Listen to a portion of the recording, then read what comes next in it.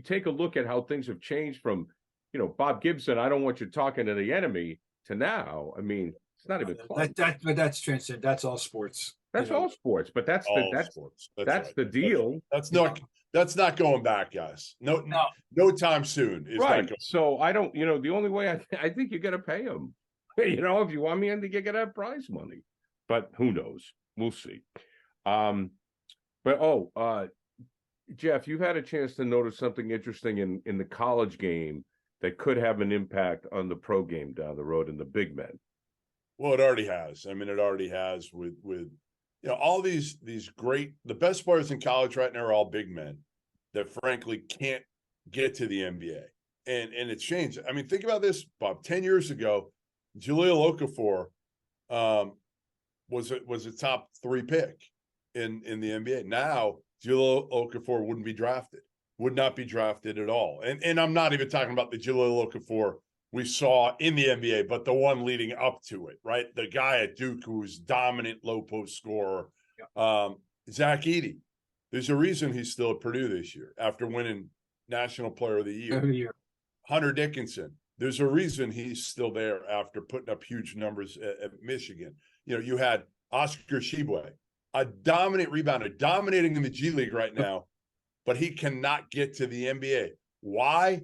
Well, most of these guys can't step out. Hunter Dickinson has shown he can and step out and shoot the 3, but most of them can't do that. And also defensively, you can't switch with them.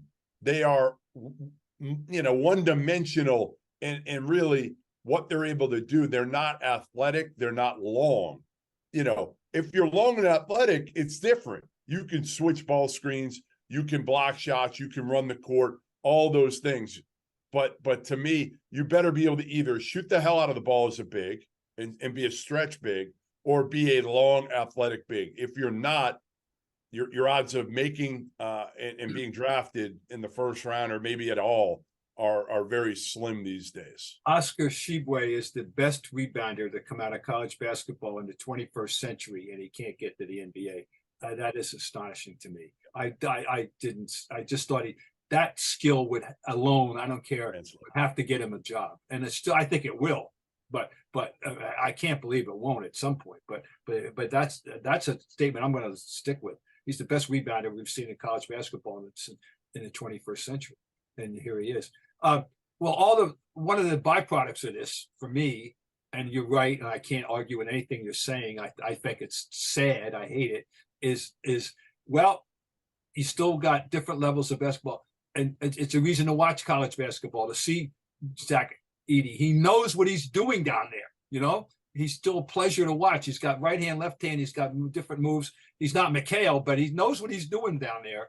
And so does Hunter Dickinson. And they're a pleasure to watch for me as a basketball fan. And if they're not good enough for the NBA, well, that's the NBA's problem. But but you're right. The game has changed so dramatically. It's incredible. Can you imagine having this discussion 20 years ago, and there's going to be a time when a 7'4" guy who's player of the year will not even be in the draft? No, that would have been science fiction. They couldn't believe that could possibly happen. Does it ever go back?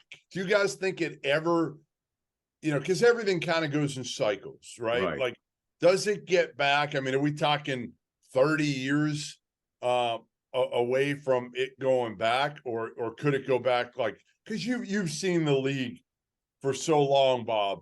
Like, is this something that could go back, or are we past that point? No, I mean, the 3 is the most radical transformation of how the game's being. The 2 most radical things that affected the NBA in its 75-year history are the 24-second clock that was implemented in 1954-55, and the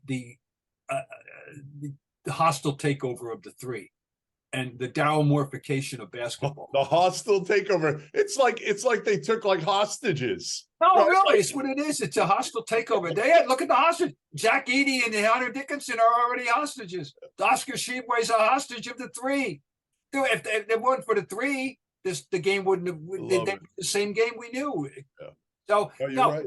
It's that's the most dramatic transformation, and it's a different game than it was even 10 years ago, let alone 30. And And so that's where we are, and it isn't going to go back. I mean, nobody's going to stop. Every little kid in America wants to be Steph Curry, and every big man is being instructed now. You got to learn how to shoot. So yeah. No, it's different. It's a very different game, and I don't see it going back. And I hate to say it, but there'll be a 4-point shot before I'm dead, and that might be the thing that kills me. The quote. Hey, the quote of the year from Bob Ryan: "There'll be a 4-point shot before I'm dead." And no, but you didn't get the full quote. But that might be what kills me. And that might be the thing that kills me. I love it. Whether it's dissing casseroles for Thanksgiving or projecting his demise, Bob Ryan is en fuego or el fuego. En fuego. En fuego. I got that wrong. Sorry. I can't even get that right. Anyways.